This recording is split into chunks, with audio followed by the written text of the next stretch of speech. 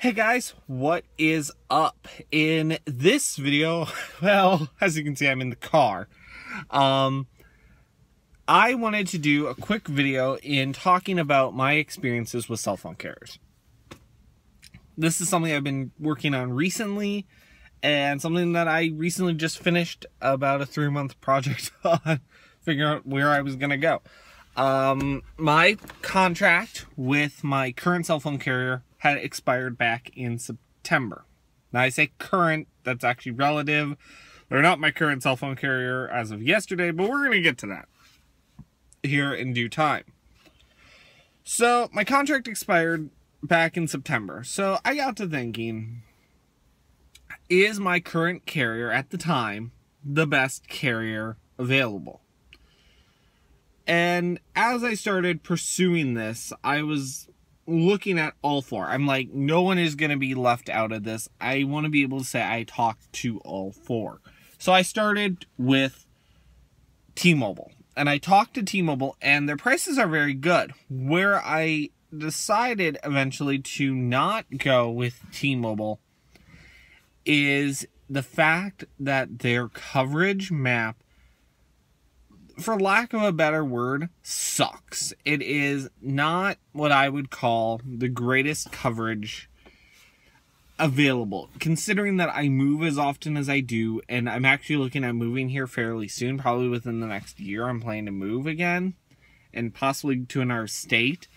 I need coverage in the states that I'm planning to possibly move to, so lack of coverage is a big deal for me. I need coverage wherever I go, and I don't have to switch carriers just because I moved, you know?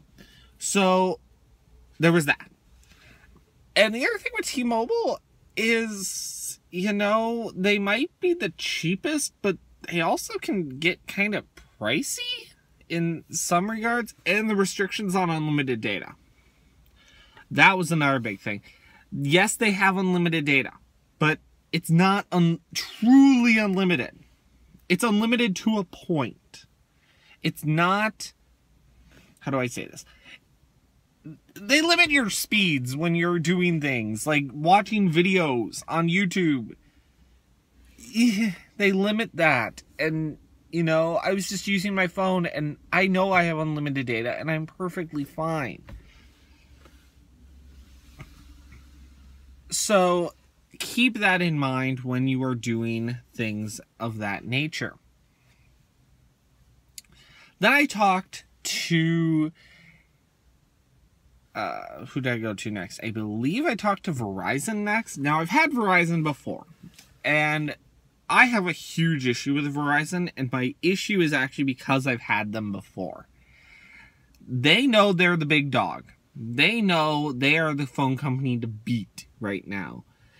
The problem with that is they treat their customers and potential new customers like shit. I'm sorry, I have to say it. I actually was going to switch back to Verizon in 2014 when I got the iPhone 6, and I didn't because of the way I was treated in 2014.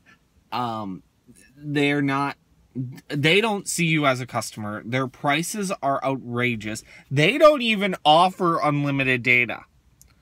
It's data caps. You share one pot of data for everybody. Now, I realize all the major carriers have similar things with the exception of T-Mobile and Sprint. But AT&T even has unlimited data. And I'll talk about that in just a second. So I talked to Verizon. Their prices were outrageous. I was going to be paying like $200 a month. Easily. For 2 phones. I'm like, that's outrageous. No. So, got off the phone with Verizon, and I called Sprint. And Sprint, they come out the cheapest, but they're not the best value for the price. I could either stay with my current contract, which I was actually not really willing to do because of things I knew were coming down the pike with Sprint. Sprint is going to be releasing new plans here any day now. it's essentially this current unlimited freedom plan. They're going to be forcing people to go to this unlimited freedom plan, which I'm not a huge fan of the unlimited freedom plan because of the fact that A, it's a price increase from what I'm currently paying. Number two, it is, again, restrictions on streaming video. You can only stream in 480p. And Sprint even takes it further, that they put restrictions on gaming and they put restrictions on music streaming. So, not really something I am willing to do. So after I talked with Sprint, I called AT&T. Now, AT&T, I have personally never used them, but I've had family members that have used them and said that they had issues with AT&T in the past. But I'm like, you gotta give them a shot. You gotta be able to see you talk to all four. So I called AT&T. And AT&T was very straight with me. We do data caps, blah, blah, blah, blah. But they have an unlimited data plan. I'm like, okay, keep talking.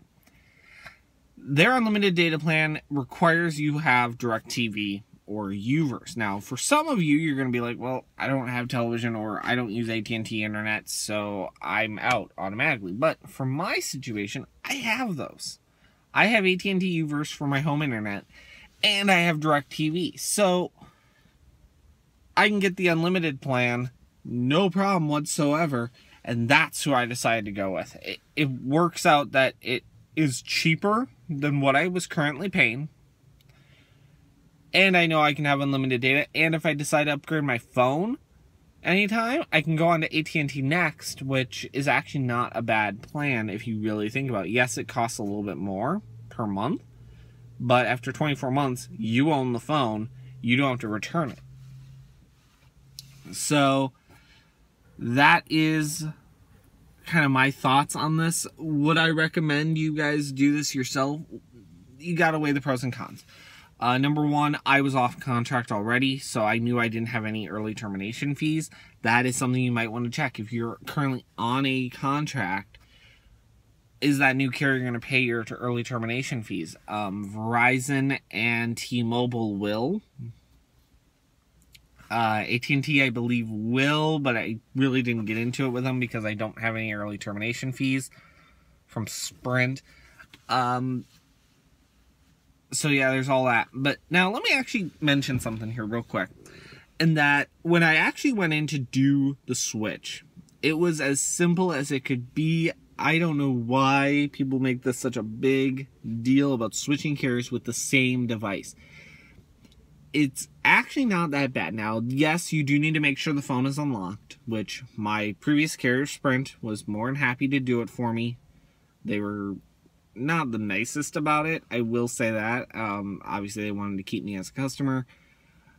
But at this point, I knew what was coming down the pike, and even though they couldn't tell me at the time on the phone, I knew it, so I knew I needed to get that phone unlocked. So they unlocked the phones, went into the AT&T store, was there for about half hour, 45 minutes yesterday, maybe an hour. It took a while. We had a couple hiccups. Apparently, when I set up the account, I called and did it online, then I tried to go into the store and have them finish the process.